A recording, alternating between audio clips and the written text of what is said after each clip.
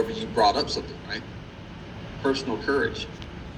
If you don't exercise that personal courage, you're not following the Army values. Right? That's selfless service. Knowing you're going to be exercised for saying something. But we've got to start somewhere, Sarge. We've got to kill this that's going on. Right? If we want to be professionals, we got to act like professionals. And that's even within our teams. That's within our platoons. Right? If we see something wrong, we need to say something. Because you are a guilty party if you laugh along, if you don't correct it, and someone else does that walks by. You are just as guilty. Right? So we have to have that competence to know when it's time to stop, to know when to interject. You got to have that good moral character to know that these things are wrong. You got to be committed to the Army, to the Army profession, and to your Army values to stand up your own team. All right?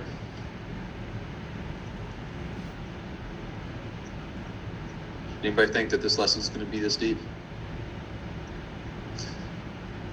A little. That's right. We're just getting the ball rolling, right? So, are there any questions over these 5 pillars or the 3 C's of the Army profession?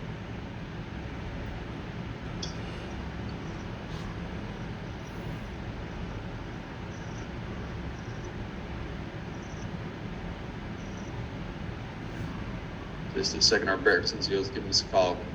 Just a second, sorry. Apparently the plumbers are here to fix a water leak in the barracks. Fantastic.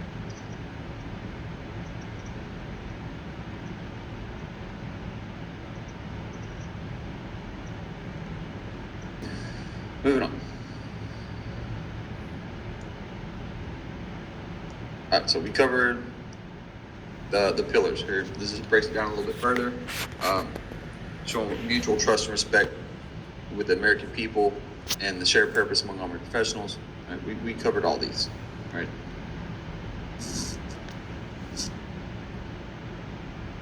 Does anybody know what the Army ethic is?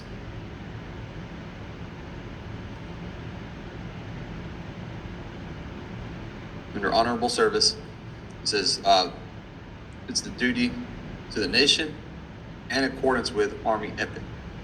Seeing how Army ethic is capitalized, i.e. your essays, see how this works? How Army ethic is, like Army values both should be capitalized. So, Army ethic is an actual Army term. It has a definition. Where can we find that definition?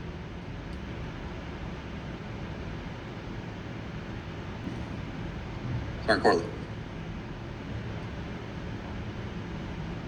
Would it be under the regulation that covers the Army, ADP 1-? No.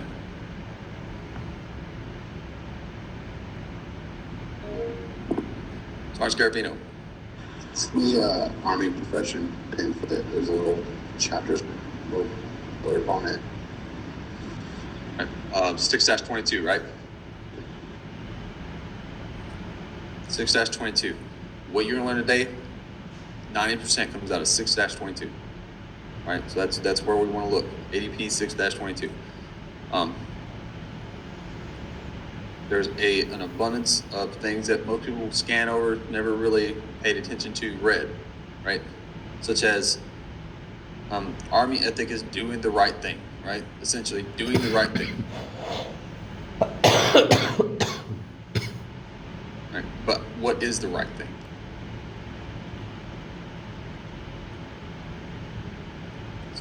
Everybody's heard that before, right? Do the right thing. But what is it? What is the definition of the right thing? The Army uses do the right thing. What is it? It means they have to give it a definition. Sorry, Raven. It's a hard question for me, Sergeant, simply because to me that also factors into personal values, just for me personally, but I'm assuming that it would just be holding to the Army values because that's the standard of right and wrong in the Army, but I'm not 100% sure. So we got to understand though, what is ethical versus what is moral. Because your values determine your morality, right? What you see as right and wrong. What you value as going to determine what your morals are. Whereas ethics may or may not be the same, right? You have the ethical right and the moral wrong. Which way do you go?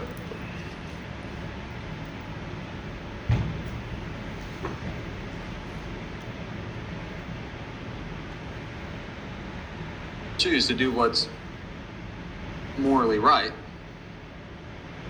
but it may not be legal, which will make it ethically wrong, right?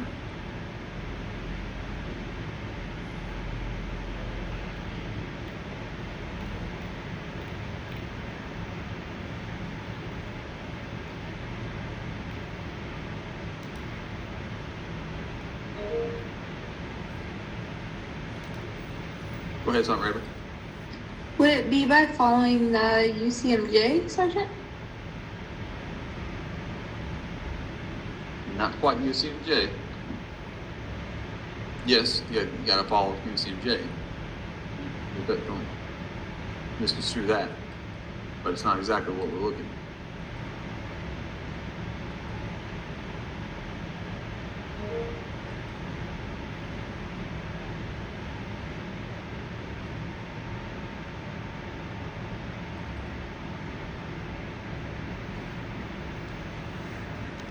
That's not what I'm looking for. So. Sergeant Corley. So then I would say what the right thing would be what helps, I guess, our fellow soldiers and our community, but also falling within the parameters of, I guess, the law. But if you know that you need to stand up and do something or an action, you have to not only think, okay, is this going to be helpful, but am I also going to be within the legal parameters?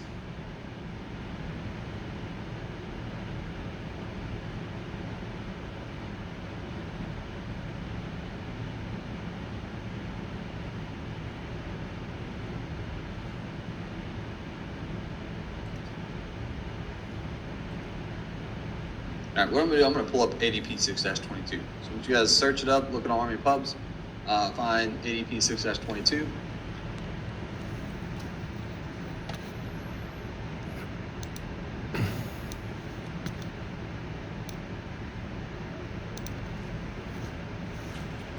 I got that, sorry. All right. You say November? 25th of November? Yep, 2019. Roger, I got that. All right, that is the most recent rewrite. It's a much better version than what that is. All right. So it goes into start here 1-D, right? All right, so we'll back up to 1-6. All right, 1-6 under the Army profession. Professions self-police and must live by an ethic with both legal and moral foundations. All right, the professional ethic provides the set of moral principles that guide decisions and actions in professional practices. All right, traditional professions include medicine, law, science, engineering. Right, goes into it. Okay, so we are a trusted vocation of soldiers and Army civilians whose collective expertise is the ethical design, generation, support, and application of land power, serving under civilian authority and entrusted to defend the Constitution and the rights and interests of the American people. All right, so now we have a legal and a moral topic here, right? The Constitution being legal, whereas the rights, the Bill of Rights, the Declaration of Independence, right? That is our moral foundations. Right? So doing the right thing is doing what is both legally and morally right, right? So how do we do that, right? We do that using the foundations, right? Using our trust, our honorable service, our military expertise, our stewardship profession, our security corps, right? And it continues to break down what each one is, right? Under 1-26, we go into the moral ethical field. Addresses the application of land power as informed by Army ethic, right? You notice it's consistently spread throughout here. Army ethic, right?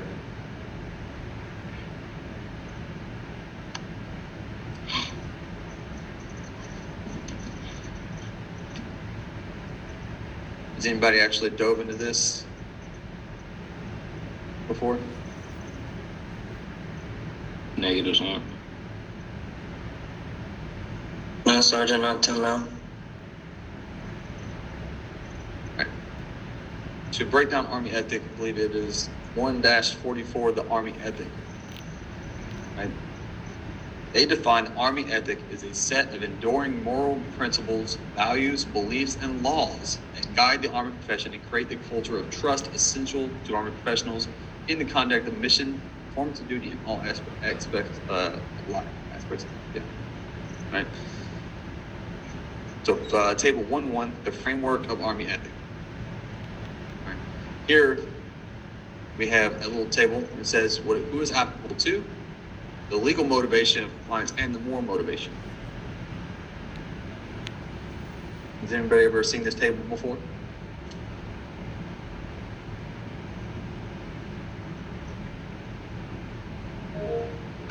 Go ahead.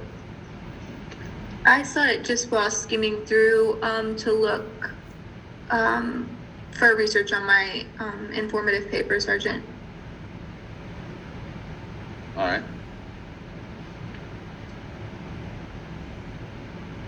So, when we look at, you got Army profession as who is applicable to versus trusted Army professionals, right? For those who have a hard copy, would you give me a page number? C1 1-7. If you haven't found it yet, it should be a paragraph, right under paragraph 1-48, right? It's a table. We look at, it's applied to the Army profession as a whole, so the entire Army. You notice it has the 5 pillars underneath it. And then underneath that, we have, it's applicable to the individuals, trusted Army professionals, right? So those experts, those stewards, and those servants. And how each one kind of goes under a different legal motivation or moral motivation of compliance.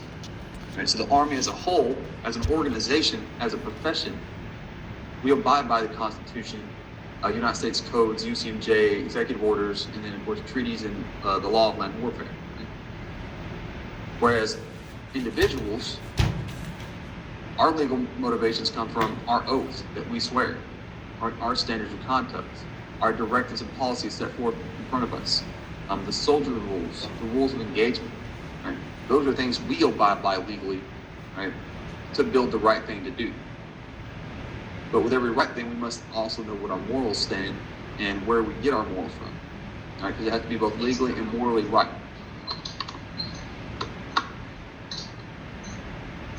Army gets their morals from the Declaration of Independence, Declaration of Human Rights, the Justice War tradition, Army culture of trust, right, and the professional organizational climate, right, being what is morally right for the majority, versus our individual morals, where we come from the golden rule. All right, anybody ever think you'd see the golden rule simply put into an ADP? Something that we've known, grew up knowing, right? What is the golden rule?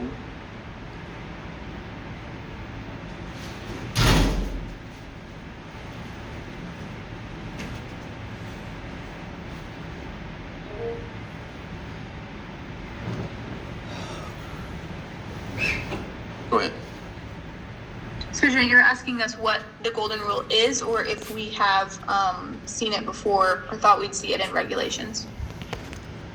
Let's start with what is the golden rule? The golden rule is doing to others what you would have them do to you. Right, there's different ways of saying it, but essentially, yes, right? Do unto others, right? Treat people the way you want to be treated. Has anybody not heard that before? I have. I'll take signs as yes, everybody has heard this, right? Now, did you think you would ever see it in an Army ADP? Black and white, Army goes by the golden rule. Where they expect their individuals serving in the Army to abide by the golden rule.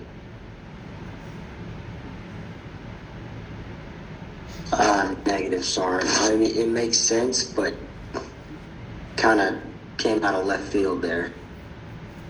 Sorry, Corley? Yes, Sergeant, I would say that the concept of it, but not actual using the real phrase, the golden rule. Golden rule's been around since before the Army, right? But do you see any limitations?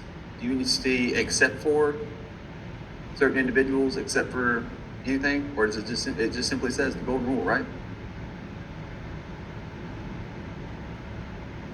Yes, Sergeant.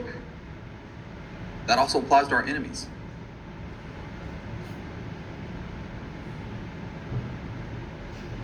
Right? You treat others the way you'd want to be treated.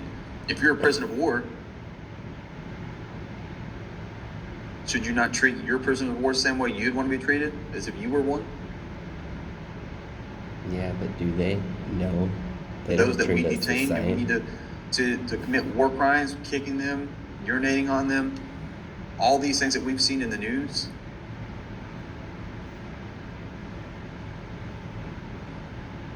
Right? This builds our reasonings. Once you snap your moral foundation and break yourself morally, right, you become a liability. Once you break your morals for one reason, it becomes a domino effect, and your morals become skewed. So when you see someone doing something morally wrong, the odds are it's not the first time and it's not going to be the last. It's something we need to address. Right?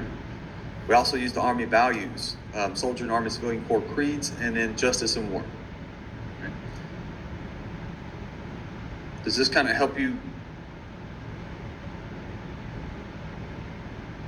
Let's say, for instance, does this kind of help you look at how to make decisions based using Army ethics? What we need is ethical leaders.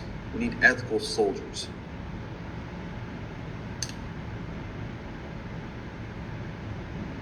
Yes, Sergeant, it does open up a new perspective and better understanding. Right?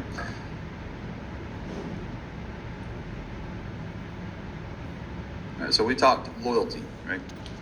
We can go over each individual Army value, right? But you're here basically, of course, because you have been seen by your leadership that have the ability to perform your job at the next level. That means you know what the Army values are.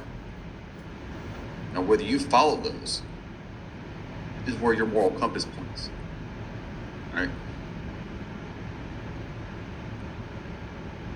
When we cover these, loyalty seems to be the one that's most often lost in translation, right? So that's why I covered it. But duty, it is your duty to report. It is your duty to do what is right. It is your duty to perform your job. Right? That there's most of these are self-explanatory, right? That's respect for others. That's respect for yourself. That's respect for the American people, right? Self-explanatory.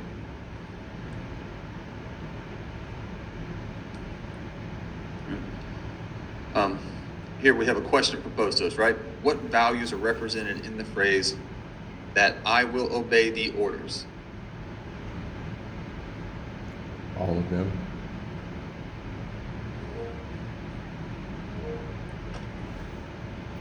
All right, go ahead, Sanruz. Obey, Sergeant.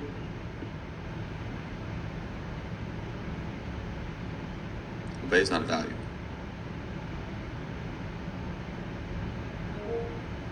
Sergeant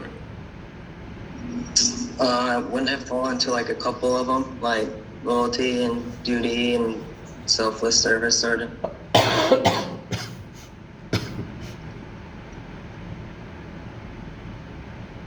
It certainly does. It falls in more than one. I would try to say it falls under all seven.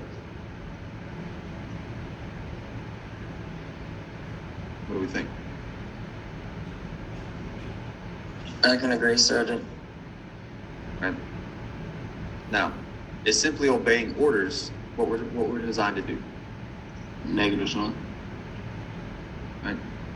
Who was the last group that used all I was doing was obeying orders?